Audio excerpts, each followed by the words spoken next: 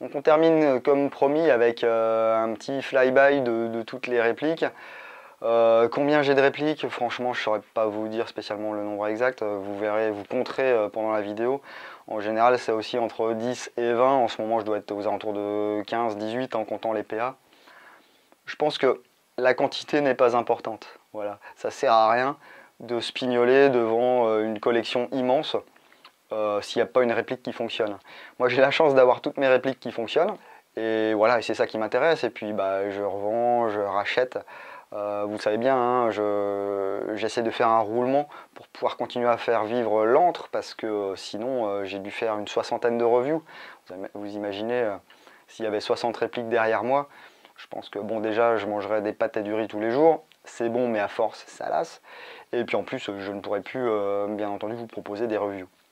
Voilà, c'était vraiment pour remettre un petit peu les choses en contexte.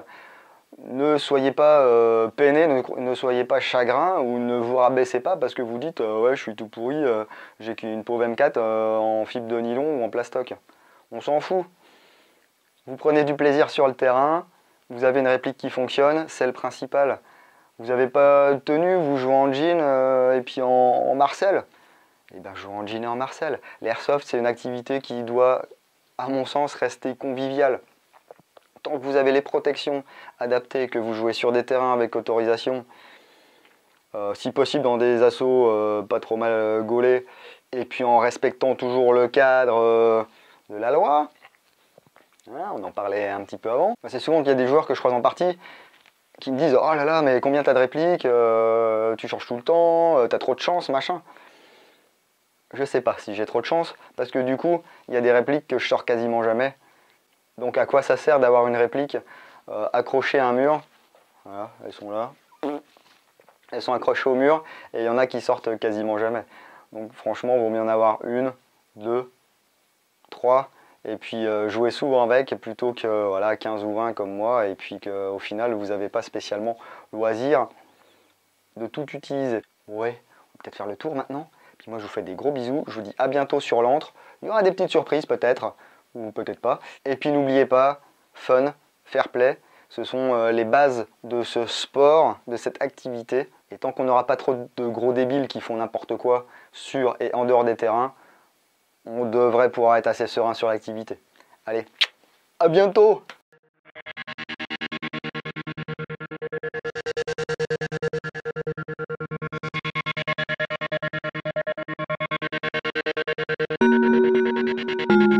Alors on commence par un USP KSC System 7.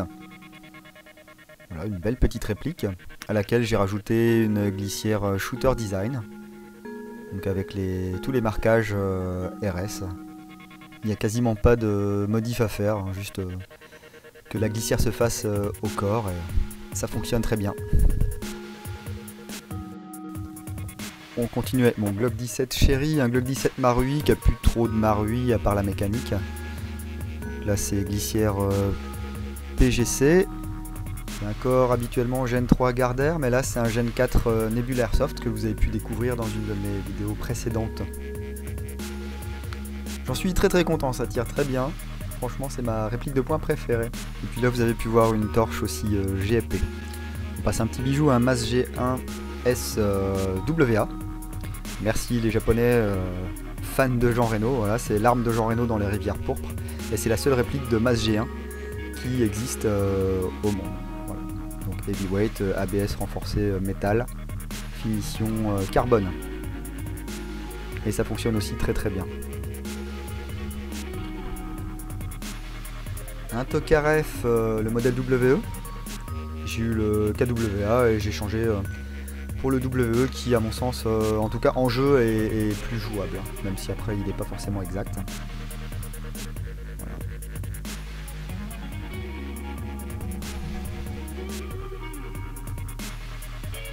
On peut passer aux répliques longues avec ce HK416C de marque VFC. C'est la version gaz blowback et j'ai mis dedans un NPAS Rattech modifié par Captain Cavern. Du coup je peux faire varier la puissance. C'est une réplique qui demande quelques ajustements pour qu'elle fonctionne correctement, comme la plupart des GBBR VFC. Mais après on est à peu près peinard. Ah le précieux. Donc là on a un HK416 de marque WE. Alors complètement customisé, avec cross RS, tube de cross RS, coque de chargeur RS, le lower avec marquage, le bad lever, enfin beaucoup de choses sur cette réplique. Les rails covers bien sûr. On reste chez HK avec le 417 de chez VFC, bon version AEG, version 20 pouces. Quelques problèmes de jeunesse sur ces gearbox version 2.2. Fragilité, contacteur assez fragile également. M4 GBBR WE, version CQB avec marquage, hein, donc c'est un modèle très rare. Petite crosse de chez Magpul, une vraie crosse Magpul. Hein. Comme sur le 416, tout est d'origine, hein. Pas de pièces Ratec dedans, ça sert à rien. J'ai juste pris le ball carrier acier pour avoir un petit peu plus de kick. Mais sinon, aucun souci avec les pièces d'origine. Le FAMAS, ah oui, le FAMAS Marui, une de mes premières répliques. Donc ça couine un petit peu, hein, c'est du Marui. J'ai mis des rails en plus. J'avais refait aussi l'interne. Et puis j'ai chopé une sangle RS. Hein. Bon, c'est pas la meilleure sangle du monde, mais moi je l'aime bien. Une très très bonne réplique également. Le M870 Marui, pareil, version custom avec un garde-main Magpul, cache-flamme Lelax, porte-cartouche Lelax, et puis les canons à l'intérieur, les canons Witek. En partie c'est assez ultime, hein. À 35-40 mètres vous faites mouche, voire même plus loin parfois, ça dépend si vous avez le vent dans le dos. Vous avez peut-être vu mes vidéos de tir. Il y a aussi des attaches sangles de PSG1, donc attache sangle Marui, et une sangle GFP. On attaque les belles de l'Est avec cette AKM GHK, donc gaz blowback, avec plein de pièces RS dessus, hein, je vous laisse deviner lesquelles. Bon, c'est ma réplique préférée, hein, ça a une portée, une précision assez énorme, hein, pour une puissance vraiment raisonnable. Et puis bon, elle est magnifique, avec le temps ça se patine, enfin c'est super. Si vous avez l'occasion, vraiment c'est l'AKM à avoir. Ensuite un PP19 Bison Silverback. Donc voilà, j'ai eu la chance d'être un des premiers à avoir cette réplique, donc avec ses défauts, mais bon, c'est quand même une très belle réplique, ça fonctionne bien. J'ai mis un canon Tanyokoba dedans, et j'en suis bien content.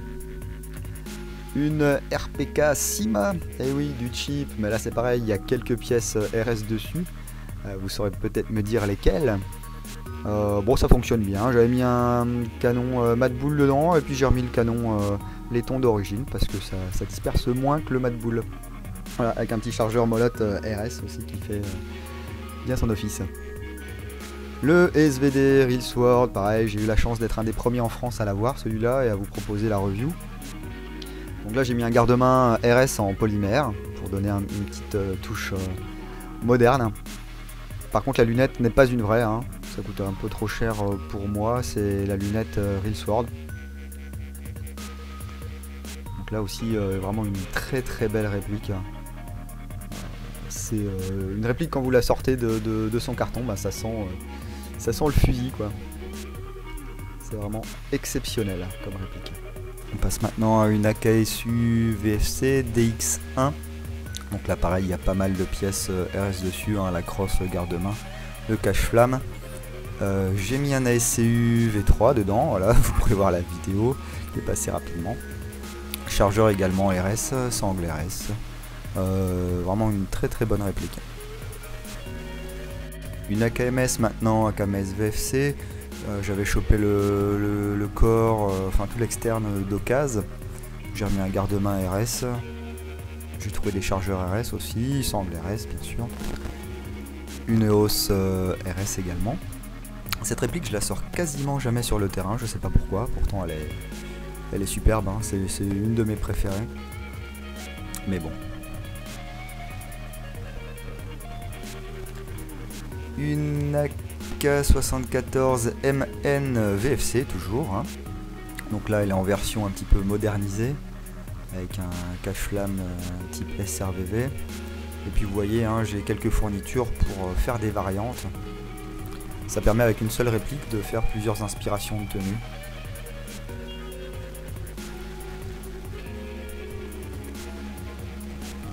Le ASVAL LCT. Là, vous avez pu voir l'unboxing et la review. Une bien belle réplique, hein, très dépouillée, hein, qui va être en vente prochainement pour pouvoir m'acheter le SR3. Et enfin le GSS, le VSS Vintores de chez Guai, voilà,